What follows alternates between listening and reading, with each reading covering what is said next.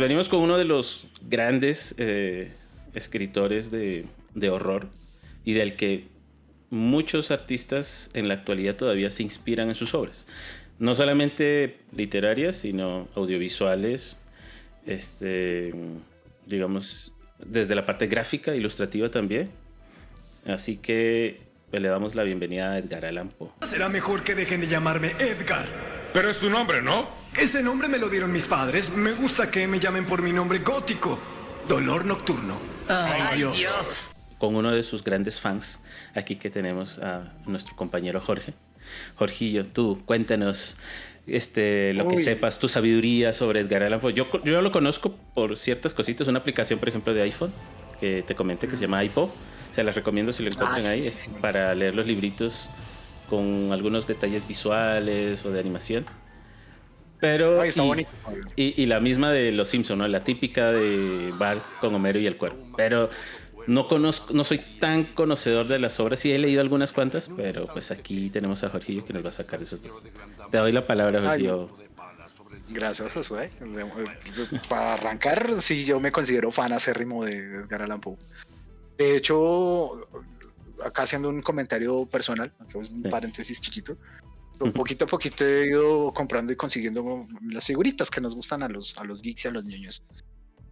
Y tengo he visto, no he encontrado un bustico del Cuervo. Me encantaría conseguir, y eso que me he leído el poema del Cuervo. Sí, porque es el único con el que me ha aburrido a fondo. Entonces pero, no eres fan acérrimo, ¿no? Bueno, está bien. Falta el tatuaje. Peco por omisión. No, Edgar Allan Poe es un autor que a mí me gusta muchísimo. De hecho, hoy vamos a hablar de 3 autores que para nosotros son como el cimiento del género de terror como lo conocemos hoy en día, o por lo menos con los que más los hemos disfrutado. Este primer autor del que vamos a hablar es Edgar Allan Poe, que es un escritor nacido en 1809, si no estoy mal. Sí, 1809 o algo así, debe ser como en 1809, 1810, debe ir por ahí los tiros. Y él se hizo muy famoso, muy popular con el paso del tiempo, claramente por su trabajo literario.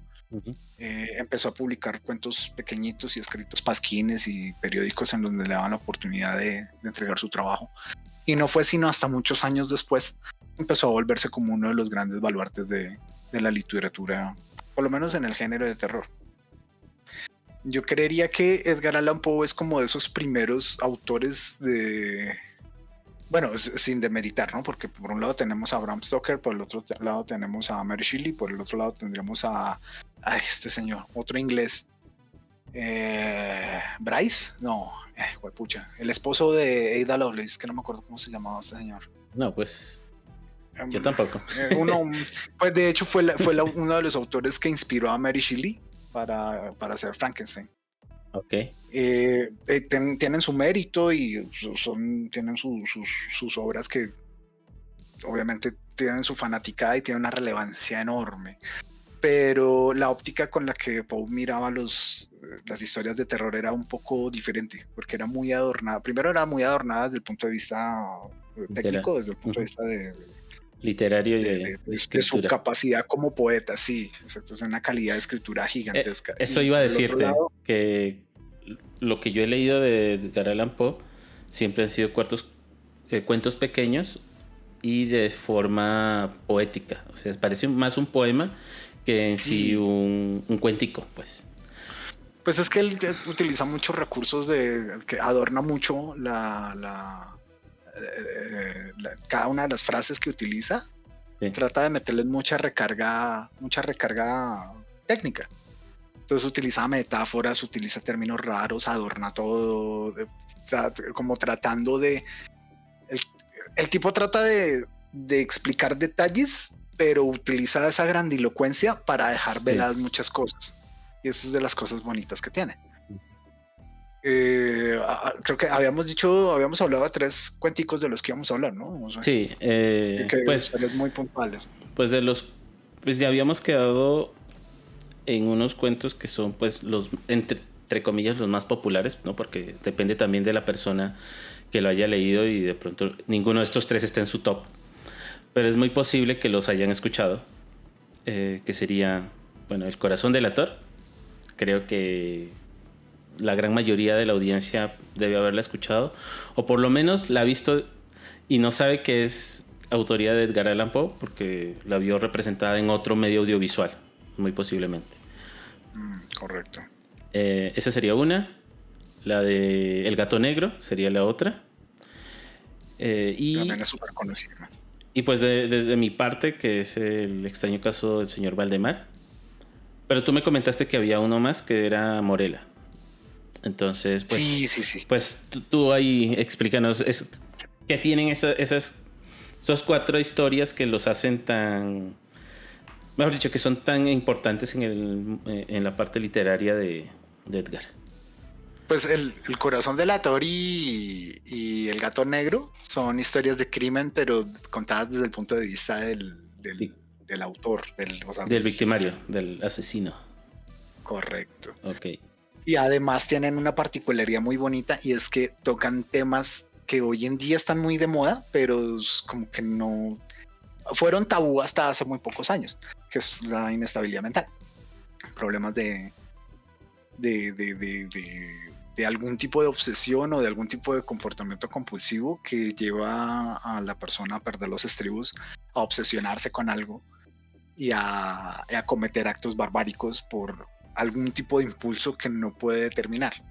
Entonces, una de las vainas muy bonitas que tiene Edgar Allan Poe es que empieza a sugerir que el victimario, el asesino en cuestión, empieza a entrar como en un estado de locura en el que no logra identificar si las motivaciones o la esencia de lo que está sintiendo es producto de sus problemas mentales o si es de la influencia de algo maligno. Okay. Y eso lo hacemos. El gato negro es un cuentazo. Ese fue el primer cuento que yo me leí de Edgar Allan Poe y yo lo leí cuando tenía por ahí como unos 14 añitos. Sí. Y yo quedé enamorado directamente de ese tipo de trabajos, de esas obras. El gato negro es una obra que habla acerca de las peripecias de un señor que tiene una vida muy bonita con su esposa y de repente a su vida entra un gato al que adoptan como mascota. El tipo empieza a entrar en problemas de comportamiento agresivo, empieza cada vez a volverse más iracundo, empieza a ser muy hirsuto con su mujer, empieza a ser muy antipático y empieza a desenvolverse toda una trama de obsesión rara, extraña y bastante lúgubre, en la que termina todo en un final trágico y con un desenlace que lo deja uno. ¿Qué? Pues no sé si se ha valido que hagamos spoilers del libro. Yo quisiera no, pero pues evitemos hacerlos por si hay algún televidente o un audio escucha que pues hasta ahorita acaba de escuchar las historias de Edgar Allan Poe y dicen, uy, me da curiosidad y llámela. Sí, es que sí me gustaría que algún espectador lo pudiera sentarse a leer. Pero son cuentos cortitos. Por ejemplo, acá tengo uno de los ejemplares que más cerca normalmente tengo, que son las narraciones extraordinarias, volumen 1 y 2. ¿Y en cada uno cuántas historias vienen? Uy, no sé, en algunos vienen 10, en otros vienen 20, en este 20 digo, este es el 2, el tomo 2, vienen 1, 2, 3, 4, 5, 6, 7, 8, 9, 10, 11, 12. No, pues entonces 16. Sí, son fáciles de leer en un ratico y son una sentada, cortitos, pues. Y digamos en aplicaciones como Kindle y como Google Play Libros y cosas de ese estilo, se pueden conseguir colecciones de este estilo, porque todos fueron cuentos publicados en alguna revista y muchos fueron publicados de forma separada, no fueron originalmente no se publicaron como colecciones ni nada de eso, y son cuentos cortitos. O sea, un librito de estos uno se lo devora en, ponle que una semana tal vez, porque son bien entretenidos, y de cuentico en cuentico va uno. Como de para hecho, leérselo antes de dormir, un cuentico antes de dormir y ya. Correcto. Queda listo. Y con mi esposa hicimos el ejercicio de ponernos a leer los libros de Edgar Allan Poe y terminamos prácticamente uno de los volúmenes en nada, y leyendo con pereza, cada 2 noches, cada 3 noches, nos ponemos a leer 1 o 2 cuenticos. Y Edgar, le va desentramando más o menos el estilo literario, el estilo de escritura de Edgar Allan Poe entre cada librito que va leyendo, y uno se van dando cuenta por dónde van las vertientes de lo que él escribe. El caso del gato negro, el caso del corazón del ator, son libros muy similares, que son libros relacionados con asesinatos desde el punto de vista del victimario, como ya lo contamos. Sí. Hay otro, por ejemplo, que es el tonel de Amontillado, que también gira alrededor de la misma idea. Una trama más o menos parecida. Hay otros que empiezan a rondar un poquito más lo paranormal.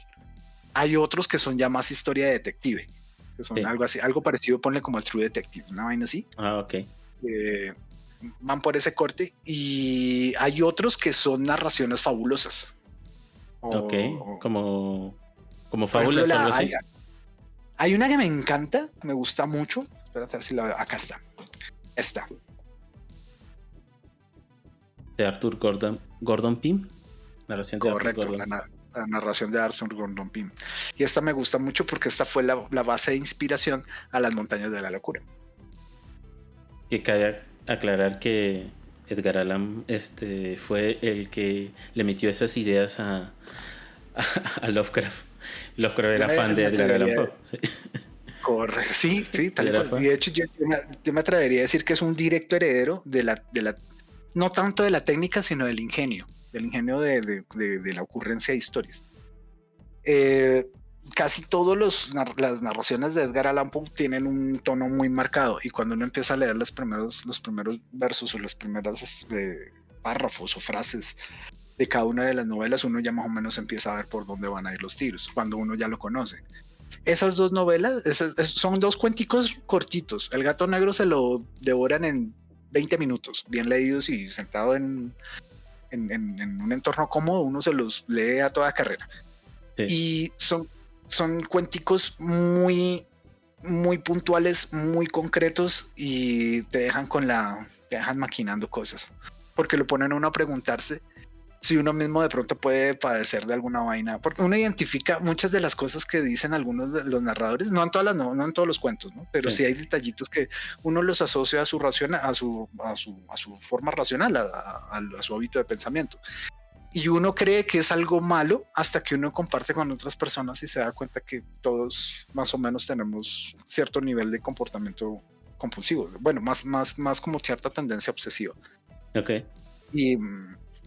Y es una cosa que también caracteriza mucho a Poe, y es que involucra mucho la naturaleza humana de los personajes y del espectador, del lector. A mí, por ejemplo, me gustaba cuando empecé a leer los pequeños cuentos de Edgar, siempre me llamó... Bueno, es que yo siempre me he ido por el lado sobrenatural, entonces para mí todos los libros tenían algo de sobrenatural. Por ejemplo, el caso del señor Baldomero, que dije, esto es el primer zombie que he leído aquí en un libro. Que puede ser muy válido, pero pues ya cuando lo lean ustedes pondrán su propio pensamiento, qué es lo que hay. Pues de hecho, el extraño caso del señor Valdemar va por otra vertiente. Poe está muy obsesionado con una enfermedad que se llamaba la catalepsia.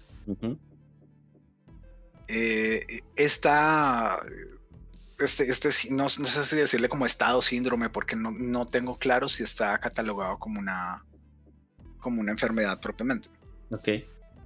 Esta condición hacía que las personas entraran en un estado catatónico, totalmente inconscientes, y se les daba por muertos. Entonces muchas de estas personas terminaban siendo accidentalmente enterrados vivos.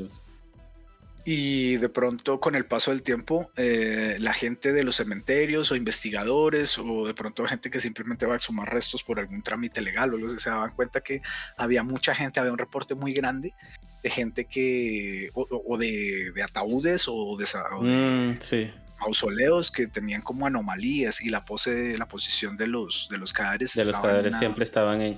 Por ejemplo, de esa parte sí lo conozco, como estoy yo enfermo con esta parte de las cosas de terror. Y es que en la época victoriana incluso hay una patente en la que se crea un ataúd con una campanilla. En la que muchos de cementerios tenían un alambre que llegaba hasta el ataúd, un cordón, y que en caso de que la persona hubiera sido enterrada por error, por el problema de la catalepsia, podía tocar la campanilla. Pero pues no se tiene así indicios de que haya salvado a alguien, ¿sí? O sea, de que alguien...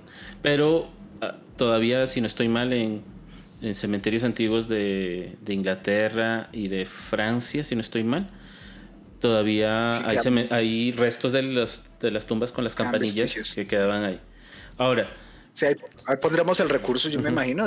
Por ahí debe haber diagramas fácilmente que se encuentran en internet. Incluso la imagen en el capítulo que hablamos sobre mitos y leyendas y de fantasmas y todo esto, conté una historia de una joven argentina que murió de esa misma forma y de la cual pues hasta su ataúd tiene, su mausoleo tiene unas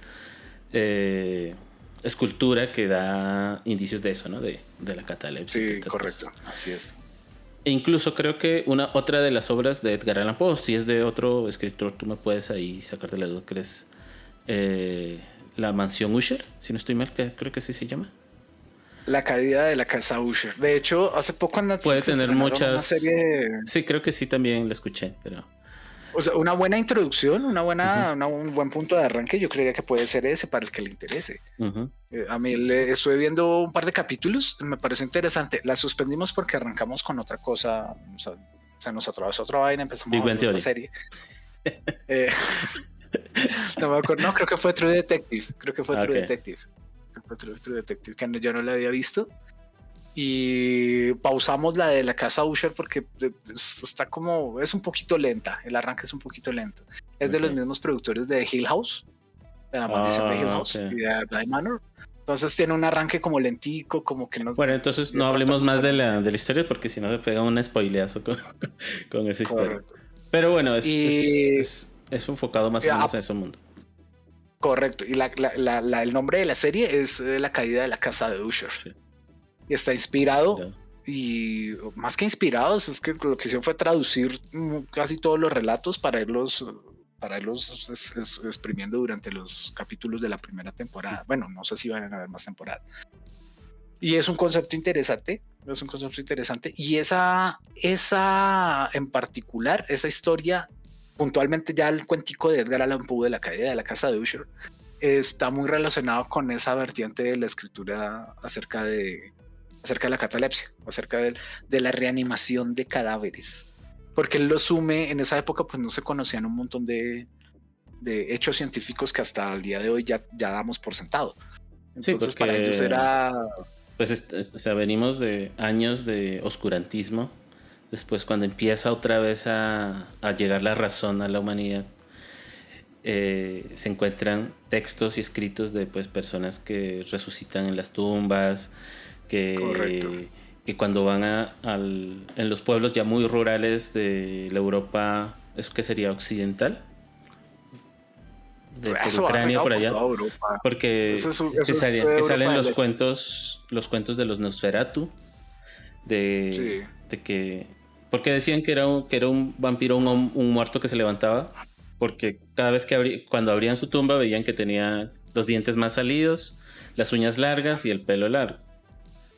Pero no entendían que no es que se alargara las uñas, sino que la piel se contraía porque pues ya no tenía y las uñas se alargaban. Lo mismo, las encías se contraían, los dientes se ven más grandes. Y el pelo que sigue creciendo. Sigue creciendo. El pelo y las uñas siguen creciendo. Pues ahí leyendo algunos textos de medicina, dicen no es que crezcan, sino que como se retrae, pues la uña que está por aquí se ve más larga, entonces parece que creció. Realmente no crece mucho. Y el pelo, y el pelo que está aquí, pues cuando se vuelve ya la grasa que tenemos aquí se contrae, pues se ve más largo. No, pero sí, creo que sí, que uno de los recuerdos más feos que yo tengo en mi vida es la exhumación del cadáver de mi abuela por parte de mi mamá. Y cuando abrieron el ataúd, el pelo larguísimo y las uñas. Bueno, aquí si alguien nos está escuchando y es médico, por favor, aclárenos esa vaina. Porfa, nos dejan ahí en comentarios el comentario porque no somos, como lo dijo Josué, no somos médicos. Oiga, confirmo. Sí, ponen la manito así. Sí, ahorita nos escribe, yo confirmo, me sigue creciendo el pelo y ya hace rato que estoy aquí enterrado. Digo, y no es catalepsia. No. Pero bueno, volviendo a la parte literaria. Volviendo al tema, esa es otra de las vertientes importantes que tiene Edgar Allan Poe. Está la otra otro cuento que cabe ahí dentro de esa vertiente es Berenice, el que tú comentabas ahorita, los verdaderos casos ¿cómo es que es? Los verdaderos hechos en el caso del señor Valdemar.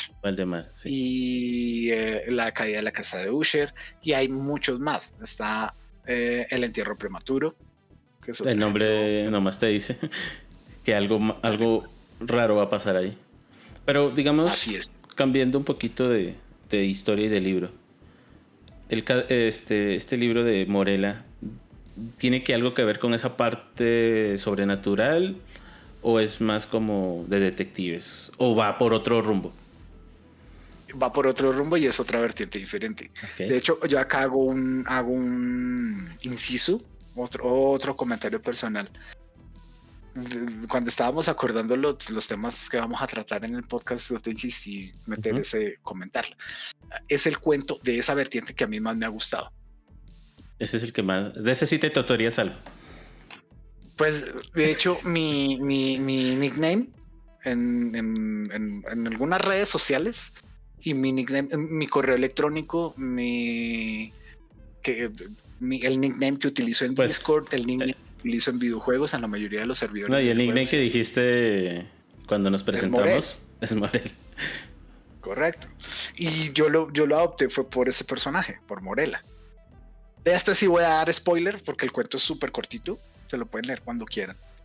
Me vale. Me vale spoilearles. Hay un tema. Sí, un spoiler acá enorme, gigantesco en 3, 2, 1 y arranca. Le pongo aquí spoiler en rojo. Hay una vertiente de Edgar Allan Poe que es hablar acerca del poder de la voluntad y cómo trasciende incluso a la muerte.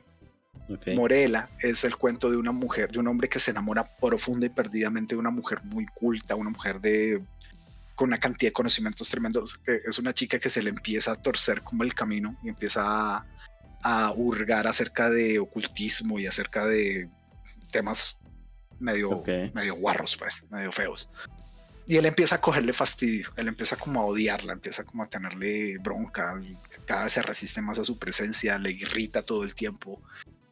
Ella termina muriendo, finalmente. Creo que, no me acuerdo si lo especifican bien en el libro, pero si no estoy mal, creo que ella termina muriendo de tuberculosis, creo. Y antes de morir, ella da a luz a su primera y única hija, la que tiene con el protagonista y el narrador de la historia. Okay.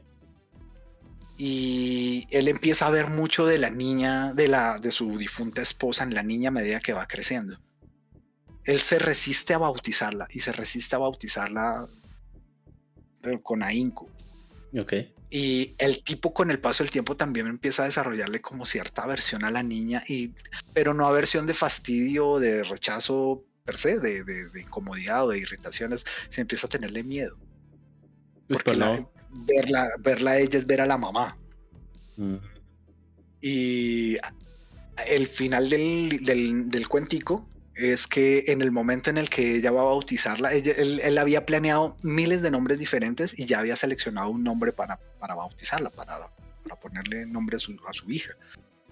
Y en el momento en el que ya tiene que decirle al sacerdote o al ministro, no me acuerdo, dar el nombre, termina dando el nombre de su mujer, de Morella.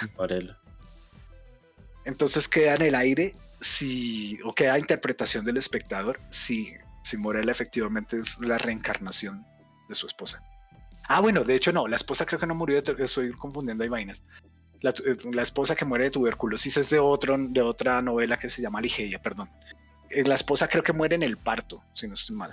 Entonces es casi como si fuera la misma reencarnada en su hija.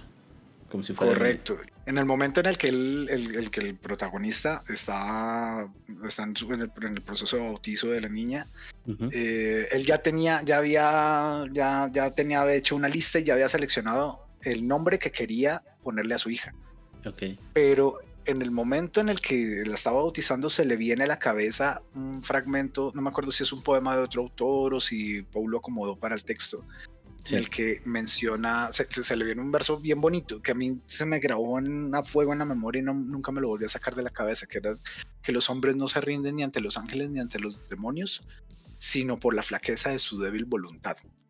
Cuando el tipo recuerda esa frase, de una, lo único que sale de su boca es el nombre de Morela, de su esposa, que es con el que terminan bautizando a la niña. Y es la última frase del libro, del cuento, perdón.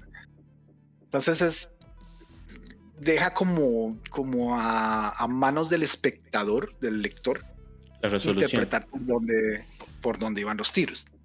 Si hay implicaciones de magia negra, hay unos comentarios que él hace acerca de que desde que la niña era muy pequeña empezó a darle como pildoritas y empezó a instruirla él mismo en temas de erudición que a la mamá le gustaba. Entonces queda en manos del espectador interpretar por dónde iban los tiros. Pero puede ser de la parte espiritual, la parte mental, psicológica, un constructo social, lo que haya querido él hacer con la niña.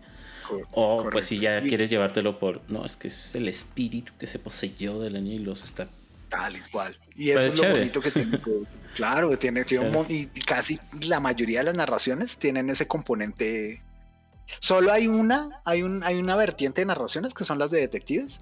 Sí.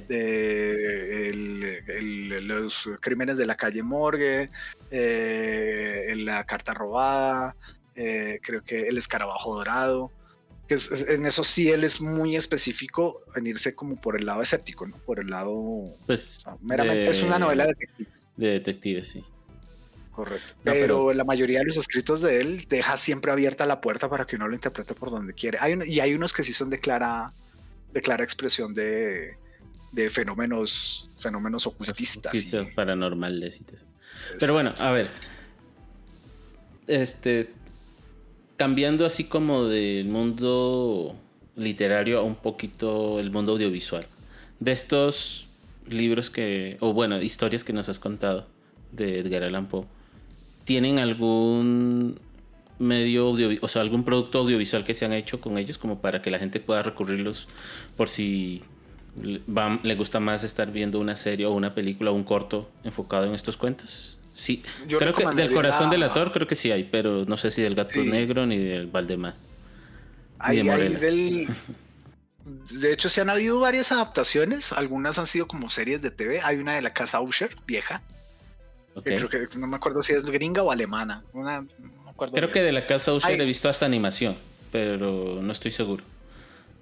Pues sí han habido como intentos, pero claramente no han resistido el paso del tiempo, no les ha ido del todo bien. Yo recomendaría, porque a mí me empezó como a dar hilitos chéveres, la adaptación de Netflix de La caída de la casa de Usher. Okay. Se ve interesante. Voy a darme una oportunidad a verla. A ver cómo evoluciona. A ver cómo evoluciona, porque me llamó la atención el primer capítulo, los primeros 2 capítulos. Tienen cositas, tienen guiños bonitos, tienen guiños realmente bien chéveres, bien jalados. Y por el otro lado, miré la lista de episodios y cada uno es un cuento. Cada uno es un cuento diferente de Edgar Allan Poe.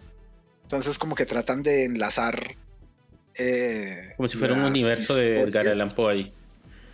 Pero todo es una sola historia. O al parecer, es lo que creo, por lo que he empezado. ¿Y está ambientada en qué época? ¿En actual o en la actualidad?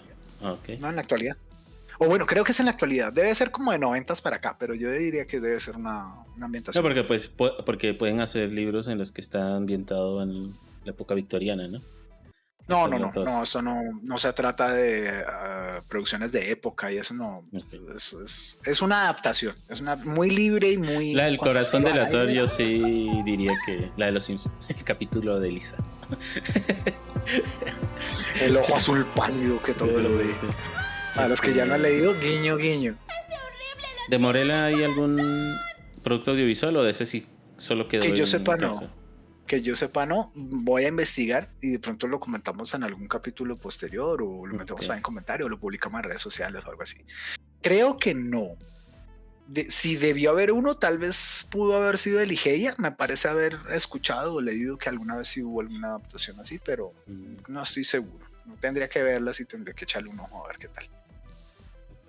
Pues entonces, sí, yo los que conozco de Edgar Allan Poe en sí, producto audiovisual, la de los Simpsons, la del Cuervo también la hizo los Simpsons. No, yo sí que acá tengo volúmenes a montones de Edgar Allan Poe. No, pues libros sí, pero digamos que visual, o sea, audiovisual que sale del texto. No, producción audiovisual sí creo que no hay mucho. O bueno, ahorita sí, no. De pronto si algún televidente sí se conoce o ha visto algo así, pues aquí nos ponen el nombre y lo revisamos. Hay una referencia, solamente es una referencia de una película protagonizada por Christian Bale, creo. Es que no me acuerdo, y es relativamente reciente.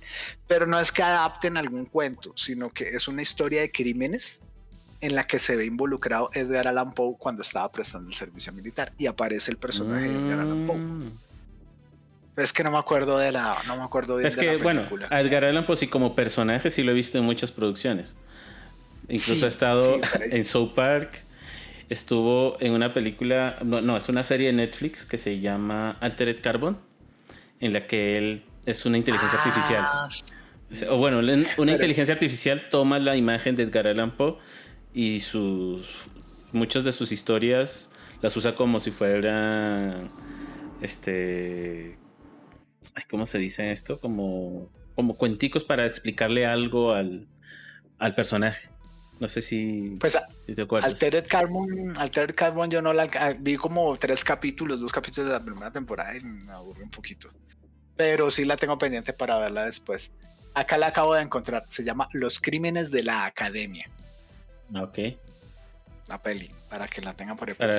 Bueno, igual aquí le pondré el trailercito por si les interesa pues conocer más sobre la parte audiovisual, ¿no? Porque textos, recomendadísimo, váyanse allá a los libros. Y de ahí si quieren... los libros son una maravilla. A mí me encantaría alguna vez tener la oportunidad de ver algún videojuego o algo así implementado con que estuviera, pero me gustaría ver un juego al menos AA, porque de juegos independientes debe haber a montones probablemente, pero son independientes y abarcar eso es un universo gigantesco. Sí, eso es otra cosa.